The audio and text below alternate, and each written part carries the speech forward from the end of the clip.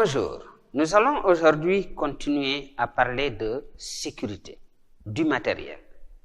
En chimie, nous utilisons tous de la verrerie.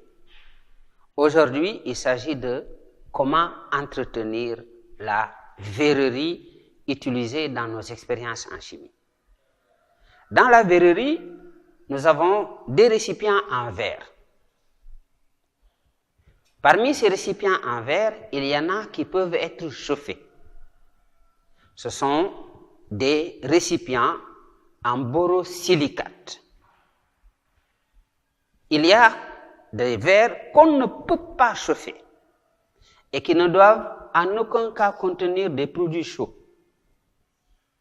Il y a de la verrerie qui est en plastique, un peu comme cette éprouvette graduée qui est en plastique.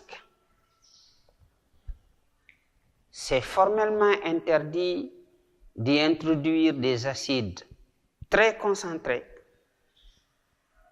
mais également des produits qui sont chauds, parce que ça risque d'entamer le plastique et on risque d'avoir dans la solution de petites particules de plastique qui peuvent fausser notre expérience.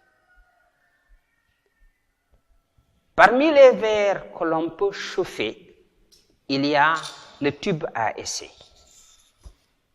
Le tube à essai, il est en borosilicate et il est très utilisé dans nos expériences pour des essais en chimie. Cependant, certaines expériences s'accompagnent de dépôts solides à l'intérieur du tube à essai. Si c'est le cas, le tube à essai doit être nettoyé immédiatement. Si le composé solide reste un peu plus de temps dans le tube à essai, il rendra le tube à essai inutilisable. Donc il faut laver le tube à essai dans tous les cas et surtout lorsqu'il y a un dépôt solide, il faut l'enlever. Et pour cela, on utilise des instruments. Il y a les goupilles, il y a également les brosses que l'on peut utiliser pour pouvoir nettoyer le tube à essai. Souvent, on le fait avec des détergents. Sinon, si on a un produit solide qui est solidement accroché au tube à essai, en ce moment, on peut utiliser du vinaigre que l'on met dans le tube à essai. On le maintient un certain temps pour que le solide puisse être entamé et détaché du verre pour ensuite nettoyer proprement. Donc, il y a le vinaigre.